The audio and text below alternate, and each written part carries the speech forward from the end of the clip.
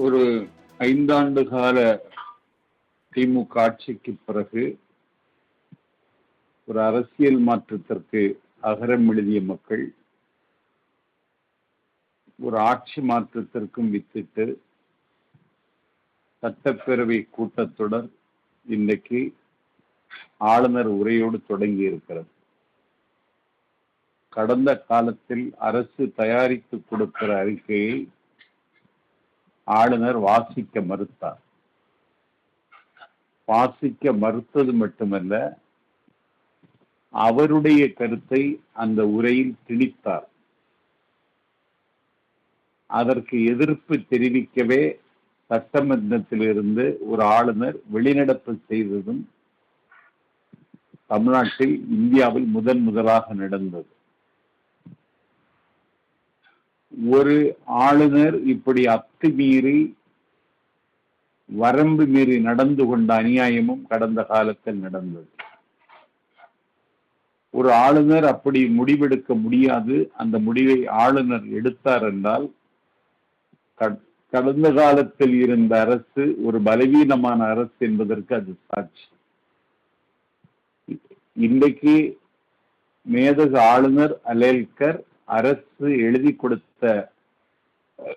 அறிக்கையை படித்தார்.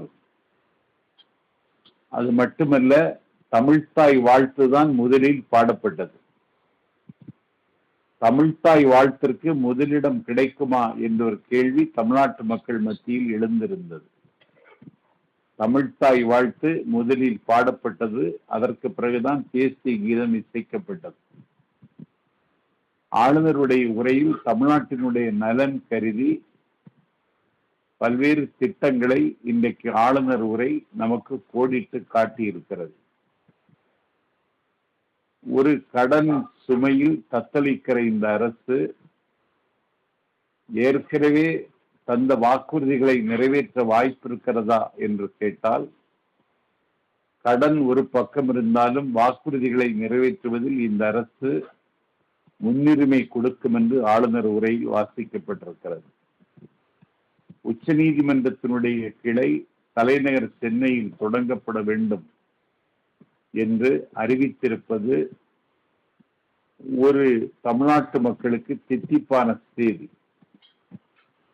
சாதிவாரி கணக்கெடுப்பை ஒன்றிய அரசு நடத்தினாலும் அதற்கு பிறகு சமூக நீதிக்கான ஆய்வை தமிழக அரசு மேற்கொள்ளும் என்று அறிவித்திருப்பதும் தமிழ்நாட்டுக்கு புதிய செய்தி.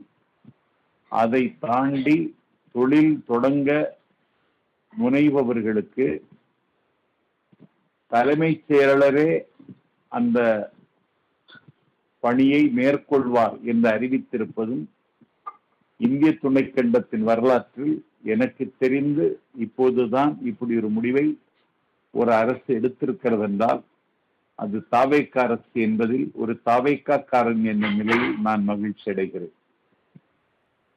ஆளுநர் உரையில முழுவதுமாக வாசிக்கப்படும் பொழுது பல்வேறு விஷயங்கள் கடந்த ஆட்சி காலத்துல இருந்த சாதனைகளை குறிப்பிட்டு தான் இதுவும் முன்னெடுக்கப்படுகிறது, இந்த ஆட்சி முன்னெடுக்கப்படுகிறதுன்னு சொல்றாங்க. அதே போல வெள்ளை அறிக்கையில கூட கடந்த ஆட்சி காலத்துல செய்த நலத்திட்டங்களும் என்ன பலன்கள் கிடைத்தது அப்படின்றது குறிப்பிடல அப்படின்னு சொல்றாங்க இல்லையா? அது தொடர்பு உங்க பார்வை என்ன சார்? வெள்ளை அறிக்கை என்பது தமிழ்நாட்டினுடைய பொருளாதார நிதி நிலைமையை சுட்டிக்காட்டிதான் அந்த வெள்ளை அறிக்கை. இதுவரைக்கும் 10 லட்சம் கோடி 10.5 லட்சம் கோடி கடன் இருந்தது என்றுதான் ஒரு தமிழ்நாட்டில் இருக்கிற குடிமகன் தெரிந்து வைத்திருந்தான். ஆனால் 13,80,000 கோடி கடன் இருக்கிறது என்று மாண்புமிகு நிதியமைச்சர் மரிய வில்சன் அறிவித்ததற்கு பிறகுதான் நம்முடைய கடன் எவ்வளவு இருக்கிறது, இந்த கடன் நம்மை எப்படி அழுத்துகிறது என்பதை மரிய வில்சன் அறிவித்ததற்கு பிறகுதான் நாடு புரிந்து கொண்டது.